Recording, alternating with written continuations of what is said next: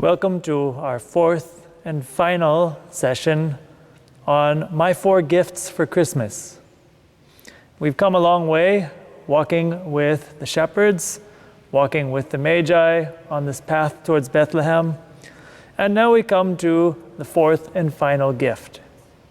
And to put it simply, the fourth and final thing that I can give to God is love. It is charity. In this context, the Holy Father, Pope Francis, in his Christmas Eve homily of December 2014, had the following words. He's talking about the image of God becoming one of us, Christ becoming a light in the middle of darkness. Through the course of history, the light that shatters the darkness reveals to us that God is Father and that his patient fidelity is stronger than darkness and corruption. This is the message of Christmas night. God does not know outbursts of anger or impatience. He's always there like a father in the parable of the prodigal son, waiting to catch from afar a glimpse of the lost son as he returns, and every day with patience, the patience of God. How often do we really consider the patience of God in our lives? And this is what the Holy Father's reflection was in the beginning of this homily.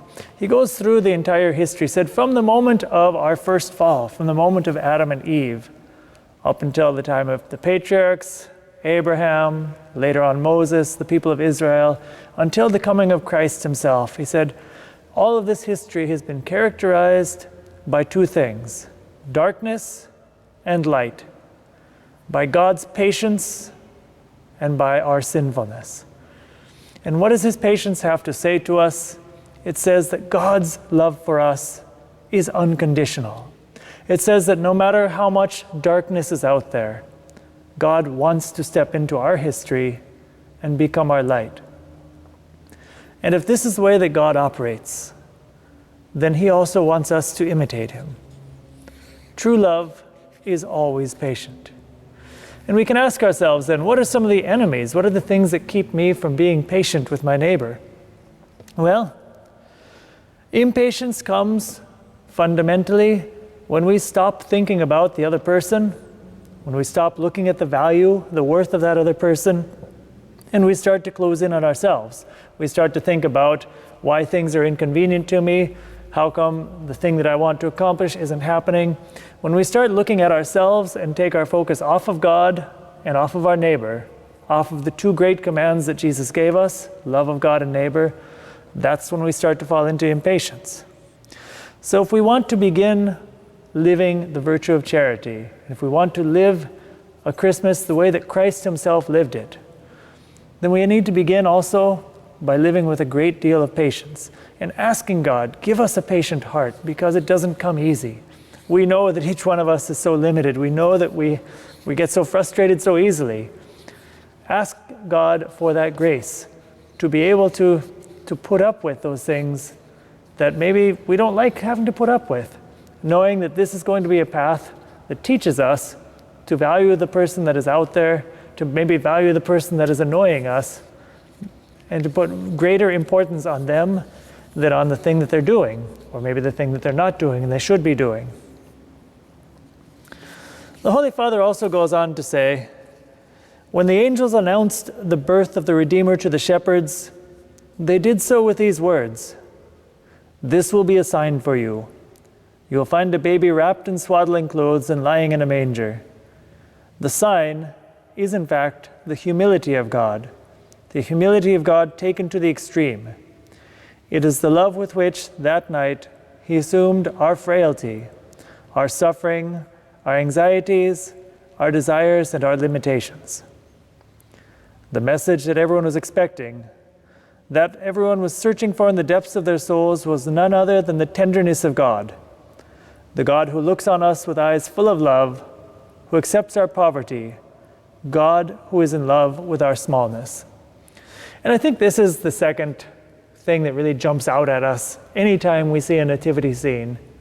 Every time we take a moment to stop and reflect. Why did God have to become so small? What is God trying to communicate to us by becoming a newborn child? Well, one thing that a newborn child communicates is weakness, dependence, tenderness. And a newborn child gives rise in each one of us that desire to show tenderness, that desire to reach out and to touch them, to help them with their needs, to take care of them. A newborn child brings out all that is best in us. And if God wanted to become that newborn child, it's to draw those same kind of sentiments out of us so that we will understand bit by bit, more and more, how He looks at us. By becoming more like Him, by imitating Him, we will understand His heart and we'll also be able to receive His gift more and more. So first of all, love is patient. And as the Pope Francis teaches us, love is not afraid of littleness and not afraid of tenderness. True love is always tender and compassionate. And this Christmas is a beautiful time for us also to try to transmit that tenderness, that compassion, and not to be afraid of our own limitations, our own weakness, our own smallness, because that's what Christ chose for Himself. And finally, when we see a newborn baby, something that jumps out is a newborn baby is always completely available. I don't know, could you even imagine, for example, the case of a newborn child picking and choosing who it wants to be around? Anybody who comes up to a newborn child and shows it love, that child is happy to receive. A child is incapable. It's inconceivable that a child would look at one person and say, this one yes, this one no. We do those things when we get older. But newborn children are absolutely open. They draw love. Everybody loves those children, and those children are open to everybody. And again, God wanted that so that we would not fear Him. When we look at a child, we can't have any fear. We only want to touch that person's lives. We only want to step into that person's life, to help that person, to love that person, and be loved by that person. And that's the reaction God pulls out again from us. Availability. He is absolutely available. And real charity, real love, is universal. It doesn't make exceptions of different people. So these are the three things we can work on this Christmas. We need to be men and women who are charitable. And charity, if it's true charity, is going to always be patient, it's always going to be tender, and it's always going to be open to everybody and available for everybody.